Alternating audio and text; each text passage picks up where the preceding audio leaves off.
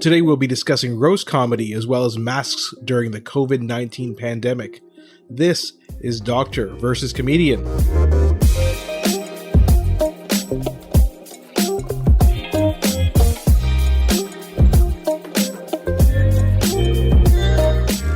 I'm Dr. Asif Doja, and this is the Doctor of Laughs. Not a real doctor. Ali Hassan. Every episode, I pick a topic for Ali from comedy to entertainment, and I question him about it. Then Ali picks a topic from medicine and health and questions me on that topic.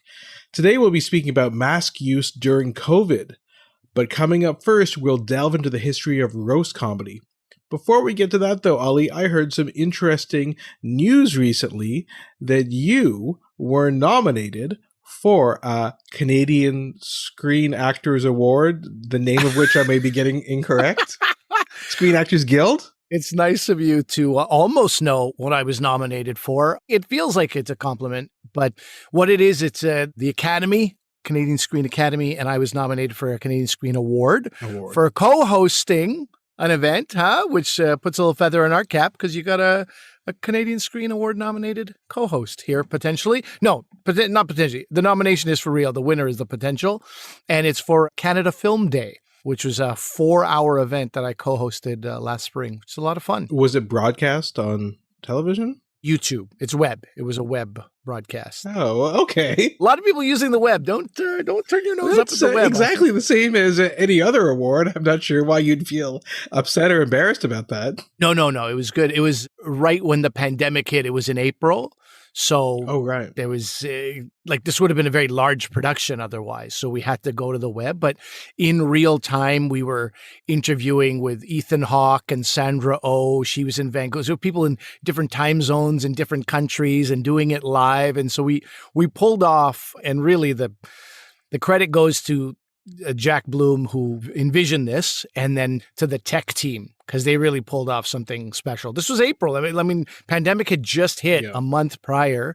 And so that use of technology was pretty amazing to make a pretty seamless show. Everybody was on, no dropped calls, no bad Zoom connections. I don't even know how we did it. It's unbelievable. Well, when do we hear about these awards, whether you have won or not? Yeah, I believe May 20th. Okay. Don't quote me on that. It's in May. We'll talk about it again, but it's in later in May. The winners will be announced. It's a thrill just to be nominated. Is that what they say? Yeah, that's what some say. Yeah, that's what I'm going to say because it's true. That's all I need. Well, I'm hoping your hosting gig that you did last year that you were nominated for wasn't, as they say, controversial or blue as some of the roast comedy that we're going to be talking about. Indeed, it was not.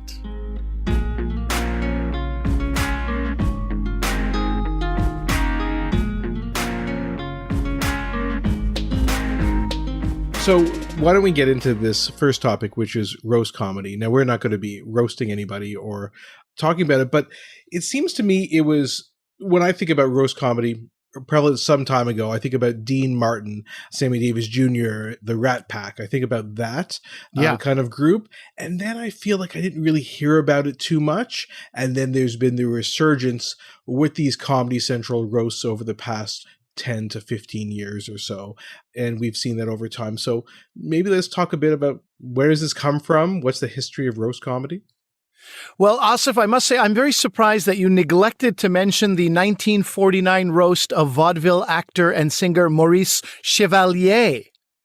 It would have blown my mind if you knew anything about that. I didn't know about that. But just to tell you that 1949, the Friars Club, which started in 1904, started doing, it was called the Press Agents Association, and they would do this tradition of roasting one member a year. And it started in 1949 with somebody that you and I both don't know. I wouldn't call us either of us vaudeville experts, but they weren't televised, in your defense, Asif, until the 60s. And then that's when you would have heard more about them. And then the 70s is when the Dean Martin Celebrity Roast became a thing on NBC.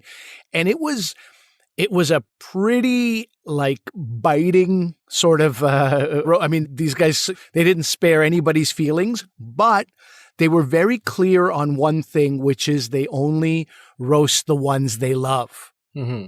And that is a marked difference between then and now. It was this sort of rat pack of legends, Bob Hope, Groucho Marx, Buddy Hackett, people probably have to look up who they are. And then eventually Don Rickles, Johnny Carson, Jack Benny, these people became mainstays on all the dioceses.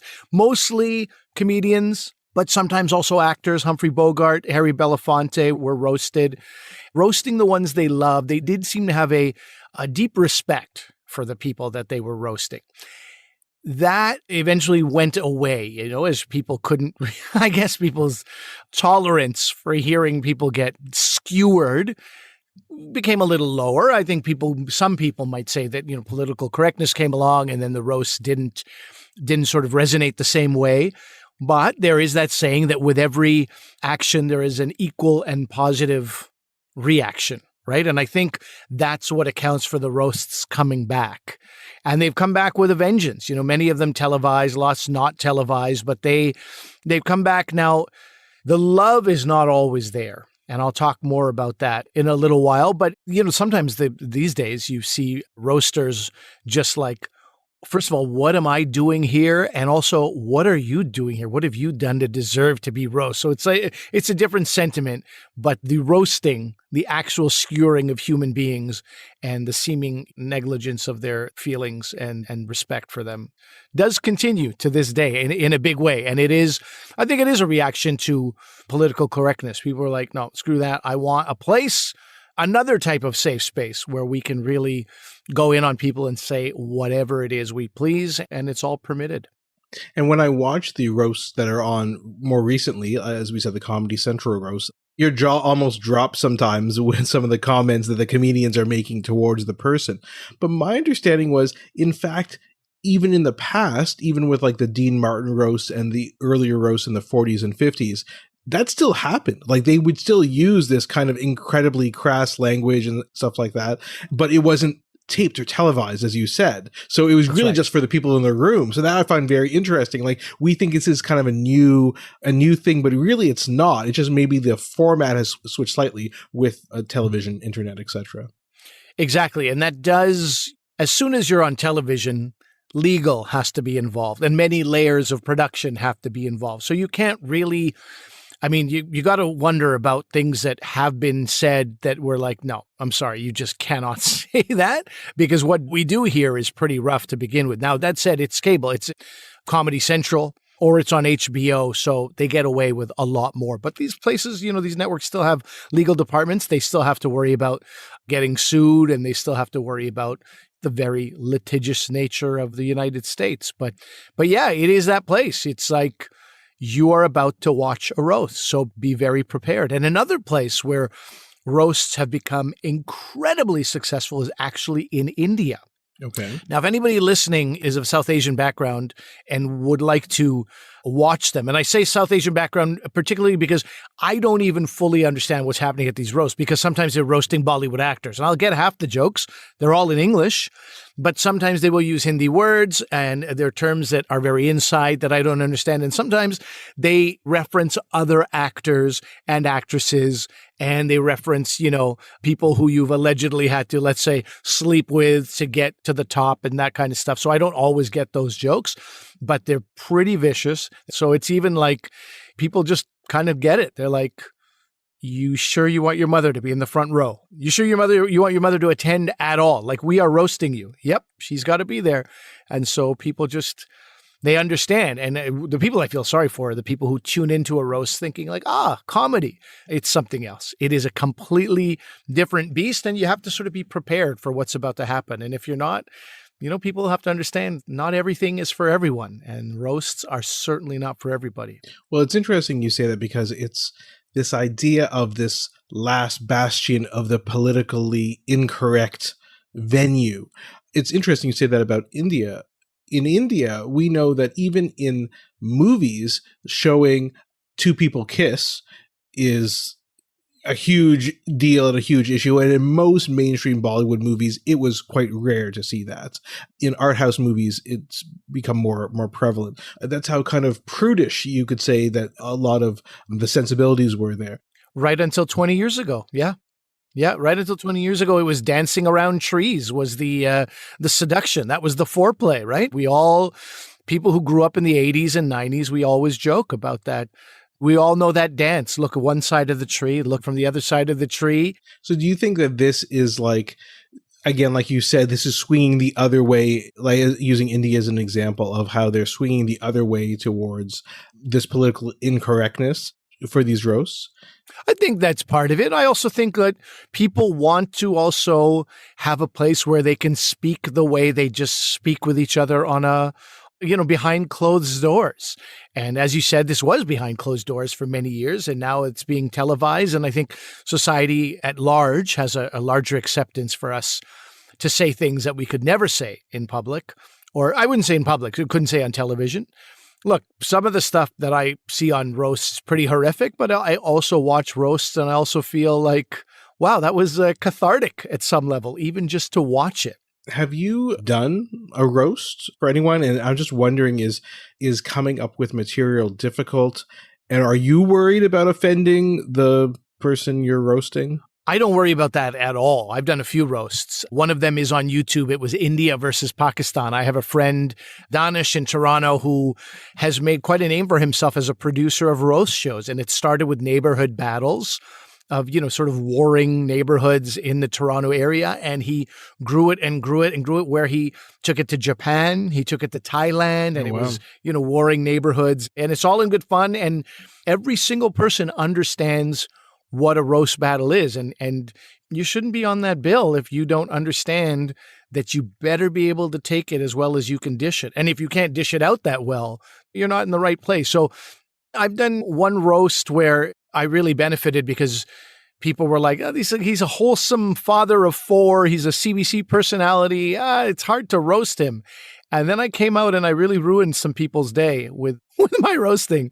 They had underestimated what I was all about. And then they were very upset that they couldn't go back and rewrite their jokes. And like, I want another crack at Hassan. Sorry, bud, you screwed up.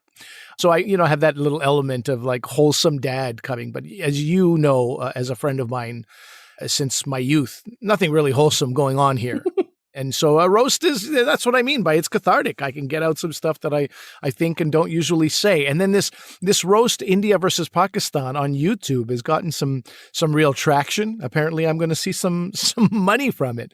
But it's like, yeah, you do worry that you're going to have people watching. I definitely don't worry about offending the person I'm roasting, because they knew exactly what they were getting into. But you do worry that people are going to be like, what is this? Why is this person saying this about India? People get very, very patriotic about their nation, about their mother country, about the country of their parents. But so far it's been okay. I don't really read YouTube comments anyway, but apparently, based on what people are telling me, it did quite well. So it's all fine. Is the way you write jokes for a roast, is it a different way than you do it for regular comedy, like your regular stand-up, or is it kind of the same process? Oh, it's completely different. It's completely different. It's looking at the person you're roasting, and in this case, the most recent case, looking at the country they're from and really picking apart issues that you can, not picking apart, picking away at sort of the news, picking away at like current events, picking away at stuff that you can really highlight and make a lot of fun of. And if you can do it in a way that also makes fun of the person you're roasting, that's an ideal situation. Roasting feels very mean-spirited, and my comedy, not as mean-spirited. A little bit, my children would say, but not so bad. So that's actually very interesting. That's what I was going to ask you about. I agree with you. Roasts are funny, and I agree with you that they are often mean-spirited. So when you're the roastee, I guess, the person who's being roasted, does that help them? Let's just stick with celebrities. I don't really know how I'd conceptualize that for a country like India or Pakistan, but does it help those celebrities or does it hurt them? This is I would say, the unfortunate part of today's roast, that sometimes they are sort of a PR move. Mm-hmm. And when you watch it on the surface, sometimes you're like, this cannot be a PR move. This cannot help. This person who has been humiliated and mocked and verbally abused for the better part of an hour, how are they coming out of this in a better place? But in fact, I'll give you the best example, which is Justin Bieber. Mm-hmm. Justin Bieber, we may not remember, 2015, Justin Bieber was shenanigans after shenanigans, making him look bad on a constant basis, punching reporters, saying awful things. He was really down in the dumps, and he was the subject already of much humiliation. He was roasted. He was the quote unquote guest of honor, and he was roasted. I think it was 2015. And he came out of it bigger and better than he went into it. And a very interesting thing that really illustrates the fact that it was sort of a PR move. First of all, he did well. He took his lumps, and then he also was gracious about it and also gave back some lumps.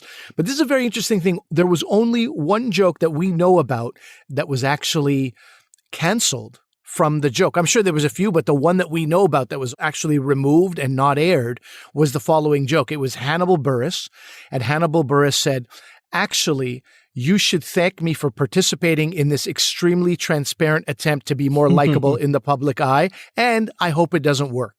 Now, compared to the other jokes that were made against Justin Bieber, that seems pretty light.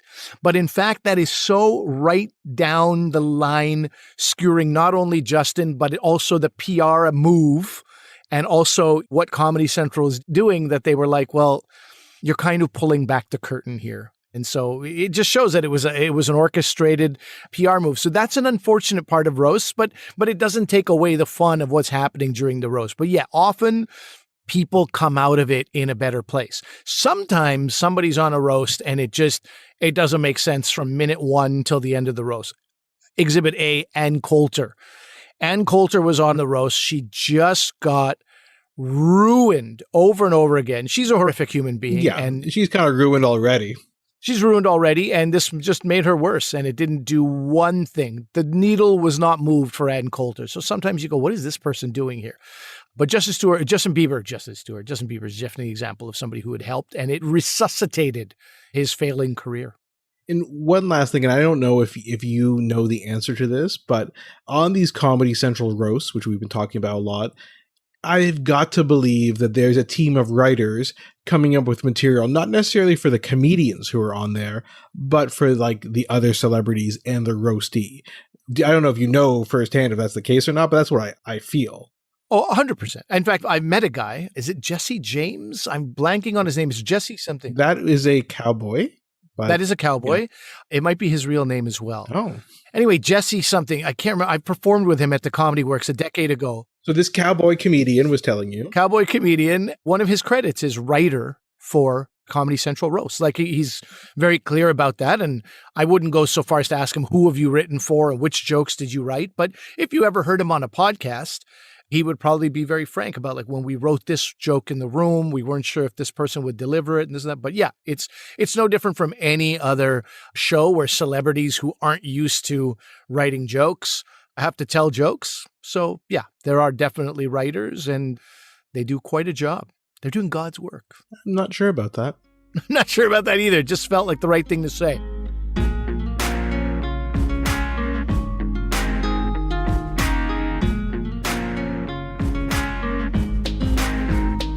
All right, Asif, you are in a unique position where you can actually understand things you read about medicine. And you also have been wearing masks as a hospital practitioner of medicine for a long time. And you're around masks all the time. So I wanted to ask you about this. Now, the one thing I know about masks is it's probably going to help my 6-year-old grow a very lush mustache in the next year or so. Really lush growing conditions underneath there. But besides that, I want to know about masks. And I'd love for you to tell me the history of the mask. And then I've got a bunch of questions that I want to ask. You better have the answers, bud. Well, first of all, I'm not quite sure about the mask creating that vegetation of a mustache. That I think you're pretty wrong about that. Anecdotal. Okay. Seeing it happen in the house. Maybe his mustache was going to come in anyway. Could be unrelated as usual. But okay, so when we talk about masks, and I mean, we've used masks in medicine for a long time, but let's talk about masks for preventing infectious disease. And you may have seen recently on, those Google Doodles that come up, they often have like a celebration of a specific day or a person. They talked about Lien-teh, who was an epidemiologist back in China in the early part of the 20th century. He was born in Malaysia, moved to China, and he pioneered the use of face masks in epidemics. So we're talking over 100 years ago, he had pioneered this. He found that there was a deadly disease outbreak in northeastern China, and it was affecting marmot trappers and fur traders. And at first they thought, oh, it's the rodents, right? The marmots of the rodent family. And they thought it was these animals that were passing it around, because it was actually the bubonic plague. That was actually what he had uncovered, what was going on. He did some tests and realized that. But he figured out that it was actually respiratory droplets. And again, if I was talking to you 2 years ago, you'd be like, what are you talking about, respiratory droplets? Now everybody knows what I'm talking about. They're all the rage. That's right. Over the past year or so. So he said that's actually the cause. So he said we should produce masks, and he created a way to produce masks with gauze and other materials. And he encouraged the healthcare workers in China to use them. And so it goes. There was a French doctor who was also working in China at the time. And there are some reports that he insinuated that Asian doctors couldn't be right about something like this. He's coming from Europe. So that's insinuated. And he refused to wear a mask. And you could probably guess what happened to him.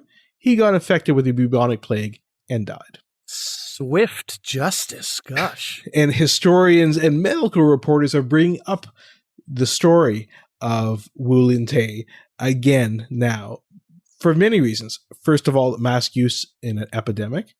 But secondly, last year in around March or April, Europe and North America were saying, oh, this is new. We haven't experienced this before. We have no data. The SARS-CoV-19 had been going on for several months in Asian countries. Some of them were able actually to control it or to get things under reasonable control. And here we have doctors in North America and Europe saying, oh, I don't know. We have no data. We don't know who to ask about this. There is a tinge of Westernism and racism in this.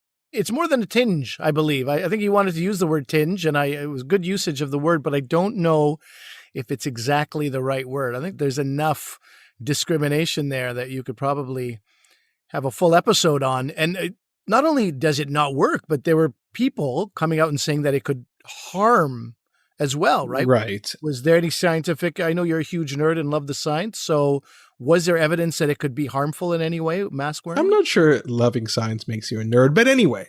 Huge. Yes. So this happened, right? And we remember this. Oh, masks. I'm going to wear a mask. I'm going to have lots of CO2, carbon dioxide retention. It's going to cause headaches and dizziness and things like that. And we know that's not true, right? Because doctors, nurses, other healthcare professionals wear masks every day, even before the pandemic. You and I have friends who are neurosurgeons. Neurosurgeons probably do the longest surgeries out of everybody.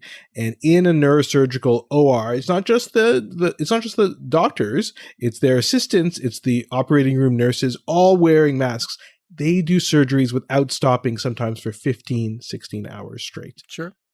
They're fine. They're not collapsing because of carbon dioxide poisoning, which is not really a thing. So this is really overblown.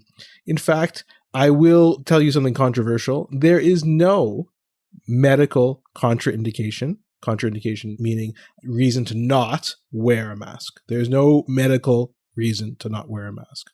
A little bit of a double negative there, but I get it. I actually understand that. So scientific evidence says that masks work. Plain and simple. Right. And, some people are also worried about something called the Peltzman Effect, which is like you do one safety measure. So the example is wearing a car seatbelt, but then people speed more because they feel more comfortable. So they thought people wearing masks would make people not socially distanced and things like that. And that probably didn't happen. And so masks definitely work.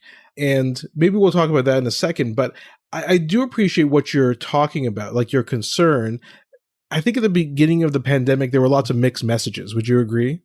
I would. I mean, it's not a concern to me. I believed what I was told. My confusion was more on hearing that masks are a one-way product, right? So it was really it's not about you not getting infected. It's that you wear a mask so that others don't get affected. And I was like, well, that's nice, but could I also not be selfless and wear something that protects me as well? Well, this is what I meant about the mixed messaging. I think it was a bit of an issue at the beginning. So really, some of that, again, when you think about it, it was a year ago, really, we were having these conversations, and we think about what we heard. So some people saying, yeah, you got to wear a mask, and other people saying you don't, you could self-contaminate because your hands would be covered in COVID and you're adjusting your mask and things like that. It's probably not true. The real reason, which I think most people accept now, the real reason mask use was discouraged at the beginning of the COVID-19 pandemic was simply a supply issue. There was not enough masks for healthcare workers. Hospitals. Oh, juicy story. Juicy story. Hospitals were rationing them. And you talk about places that were hard hit, Italy, New York City. And they were worried that if the general public was buying these masks, and that's why you remember when we heard from the CDC and other organizations, cloth masks, right? That was the first thing you were told. No one told you to go out and buy a surgical grade mask. So that was really the reason. And again, COVID is tough because people want answers right now, but things are uncertain. In a year hindsight, we can say this is probably the reason why. But then people thought about how we can protect people. And you're right about protecting others. When we talk about those doctors in surgery and nurses who are wearing a mask, they're not wearing a mask because they're worried about, germs from the patient coming and affecting them. They don't want their germs to go into the open wound cavity of a surgical patient. They're trying to protect that patient. But now several studies have shown that good masks will also prevent you from getting sick. So now it's a double messaging. Again, The early messaging was prevention of helping others, but it does also reduce your infection as well. I think one of the other things to consider is that masks aren't the be all and end all, right? As we know, it's masks, it's social distancing, it's hand hygiene, it's ventilation, and all those things together. And if you're in a situation where you cannot use one of them, then masks are more important, right? Like in a school, you want kids to be masked because they might be close together. Right. But your question before about is there scientific evidence for masks? There is, despite all the randos on the internet who tell you and on Twitter that say that there isn't. Hey, come on. Some of those randos might listen to this podcast. Don't turn away our randos. Sorry, randos. So sorry, randos. There's examples from Canada, Germany, and the US. For example, in the US, they compared states that had mandatory masking laws and those who didn't, and there was decreased rates of COVID. So we know that it prevents transmission. Just a couple of reminders, don't use those masks with a little vent in them. Those are venting out the COVID virus particles, so don't do that. And there's also the question about glasses and goggles, right? There are some studies that suggest people who wear glasses have a decreased risk of COVID because, again, the virus can enter through your eye. And at my work, it's mandatory when you're seeing patients to wear eye goggles as well. And interestingly, there was an economic argument that said that if everybody had just worn masks in the US from the beginning, that would have allowed things to stay open. You wouldn't have had as many lockdowns, and it could have added $1 trillion to the US GDP. This is from an article in PNAS in January 2021, which is a medical journal, and they kind of cover all the evidence regarding masks at the time. Oh, yeah, PNAS. PNAS is telling us what to do. Yeah, I've been trying to wear my swim goggles covered by my ski goggles. Is that a good? I haven't been doing that. But listen, on a related note to doubling up, enter stage left, these variants have come in. Right. UK variants, I'm going to say, because I like to stick it to the UK. The UK variants have come in, and now they're talking about double masking, and they're not even 100% sure about that. Like, it's starting to remind me of like Gillette and the blades on the razors, now with 7 masks. So do we know enough about these variants yet to know how we can protect ourselves from them? Right. So, I mean, the variants are a big issue. What's the concern with the variants? And this is what's going on. And on a later episode, perhaps we can talk about it. But right now, the world is having a competition, right? It's the competition between how quickly you can vaccinate people and how quickly these variants are spreading.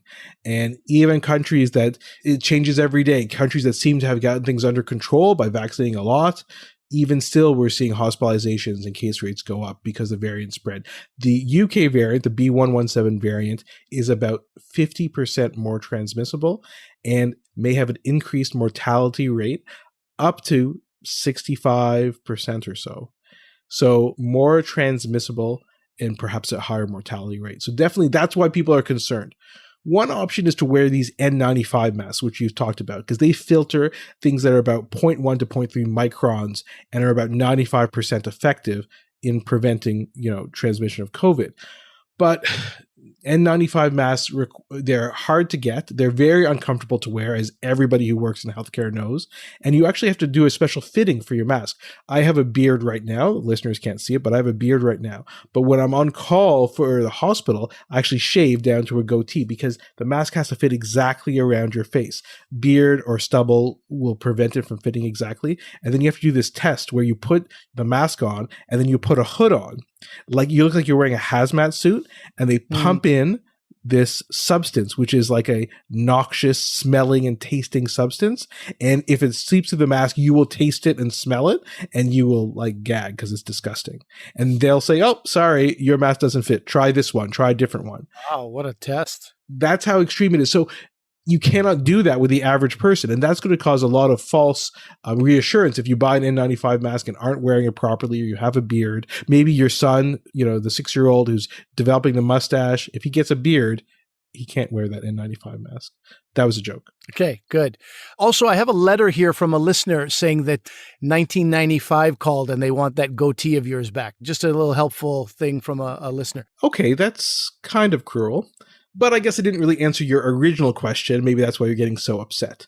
The multiple layers of fabric is because we know that the tighter the weave, the more layers you have, the more you're acting like an N95 mask. So a lot of the recommendations are now surgical masks, like a medical one. We have enough supply now. It's less worrisome. And on top of that, maybe a cloth mask. Because what we're trying to do is emulate an N95 mask because we need to try and prevent the spread of these variants. You don't want to spread it, and you definitely don't want to get it because of these issues of higher mortality. So hopefully that answers that question. It does. I got 2 more questions about masks specifically, which one is about kids, wearing masks in school.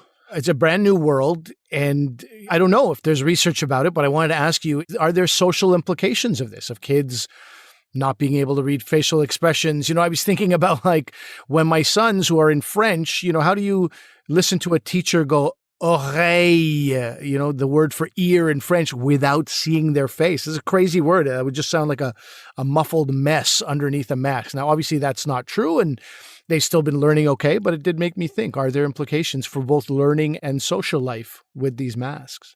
This is definitely a concern that's come up through pediatricians and developmental psychologists. There's a great article in the New York Times by Dr. Perry Klass, Klass. And basically they found that, they looked at some of the old research. They know that at 8 months of age, babies switch their attention when someone's speaking. At 8 months of age and prior, they're looking at their eyes. Then they switch and look at their mouth. And that's a few months after 8 months is when kids will start to speak, around a year or so. So that's probably how the language occurs in kids and how they develop what we call expressive language. And we know at 4 or 5 years of age, kids perceive faces as what we call holistic objects. So they don't look at the eyes and the mouth and the nose. They look at all as one. It's one object, which is a human face. And then the third thing is, we also know that kids have difficulty recognizing emotions without seeing a whole face. That's all in the previous psychology literature. We know that. And that's at what age? So we're talking about the preschool type of age for that. Okay. And so a lot of these concerns have been brought up. What does it all mean, and what can we do, right? So the truth is, we don't know. We don't know what this year of masking is going to, what the long-term effects will be, if any. But let's keep in mind a couple things. We know that kids' brains are adaptable and what we call plastic. We talk about that in neurology a lot, right? They're constantly developing and wiring. So can they just kind of overcome this, whatever problems the masking might cause? And what can we do? We can use our body language and intonations. We use facial expressions to communicate as much, but we don't use it as much. And I still think you can tell, right? When you see somebody, for me, it's at work. For you, it's maybe at the grocery store or something like that, and they're smiling at you. I have work. Don't dismiss the work that I do. I use quotation marks, but you can't tell it's a podcast. Anyway, yeah. when you're at work, in quotation marks, or you're at the grocery store, when someone smiles at you, you still know they're smiling, right? Their eyes smize, as they say. Their eyes kind of crinkle at the sides, and you kind of know that. So it's doing more of that, doing more of your body language to help kids understand, okay, I'm upset, I'm happy, I'm sad, and let them know that. And I think kindergarten teachers have already been kind of working on this, and you'll see a lot of articles about what teachers can be doing, especially for these young kids. But let's also take a step back. we know that in Asian countries, mask use has been prevalent even before all this stuff. It wouldn't be uncommon if you're visiting Japan or you're on an international flight to see someone perhaps from an Asian country wearing a mask. It's pretty typical there. And there's no evidence there that children in one of these Asian countries cannot read emotions or cannot see the human face as a whole. And that's also probably because people don't wear masks 24 hours a day. They wear them when they're out, and at home, these children, even when people are masked, at home, they just see their parents and their siblings without masks, and they're still able to develop these skills at the time. So I think it's worth monitoring, but...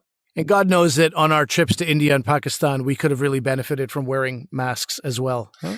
It's foggy. It's not foggy. It's pollution. It's been polluted for the last 3 weeks that I've been here. Anyway, that's an interesting thing about the mask, because I do wonder about this. This is my final question, which is, the conventional wisdom is that we should be exposed to some bacteria, right? We should get used to some sort of germ so our body learns how to fight it.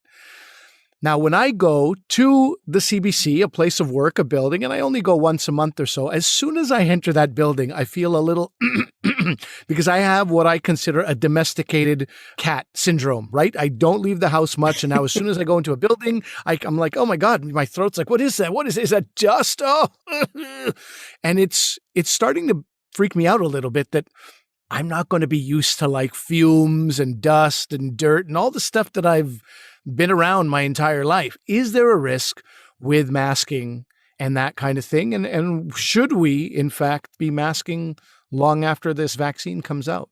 I don't think that there's a really substantiated risk with masking and not getting infections. I think you just have to ask any pediatrician what they've seen. Usually ear infections, right? Constantly. I'm sure your kids have had ear infections in the past. A lot of pediatricians will say they've seen 1 or 2 in the past year. 1 or 2 ear infections in their entire practice. It's insane. The flu, right? We talked about, the flu is such a big deal. Get your flu shot every year. Get your flu shot every year.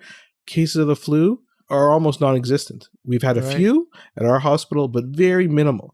And again, so what we're doing is, that's useful. Kids aren't missing school. They're not getting sick. They're not getting chronic ear infections and causing hearing loss.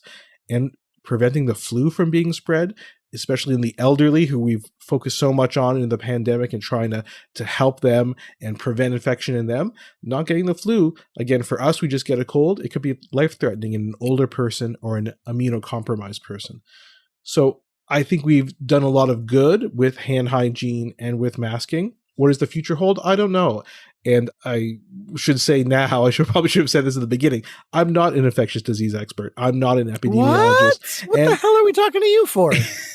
And I've been wrong. People at this time last year, when are we going to have a vaccine? And I said, I don't know, maybe 2023. I was completely 100% wrong. So I don't know the answer. If I had to take a guess, an educated guess, I don't think masking will be gone from our society. And I had a hard time with that. I wasn't sure about masks even a year ago. I was like, I don't know, it's so different. And people don't like that. They don't like the change. They don't like something that's different. Nobody likes the phrase, the new normal. Nobody likes that. But I would have a hard time seeing in certain circumstances. So plane travel, large groups, or when you see an increase in cases of whatever it is, influenza, COVID again, if we have to get boosters and things like that. I think there may be these times that things ebb and flow and we'll be seeing masks. Certainly, I think at the very least, there will be a certain population in every country of people, just like in Asian countries, they're like, I'm going out, I'm wearing a mask, I don't care.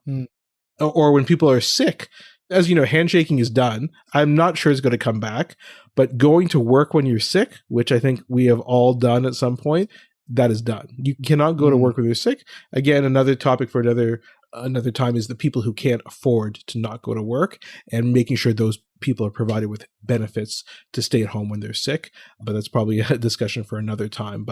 So I think masks are here for the next little while. So all those anti-maskers on social media, sorry.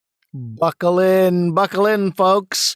My biggest challenge is the fact that as a comedian on a show with like 7 other comedians, we all share the same mic. So we're going to have to get some technology around that. Either places are going to have to invest in 7 microphones, which some places have, or like wipes in between. And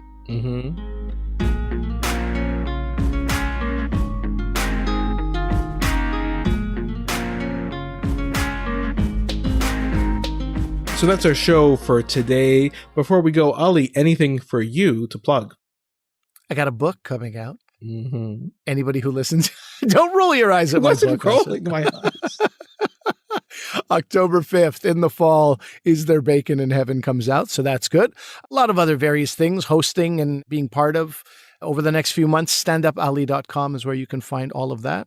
Asif, what do you got to say, huh? What do you got to talk about? I just need to ask people to subscribe to our Yes. podcast, Apple Podcasts, Spotify, wherever you get your podcasts. Please leave us a 5-star rating and review. It would really help us out. You can follow us on Twitter and Instagram, Dr. V Comedian. All right. Good stuff. We'll see you again soon, everybody. Bye.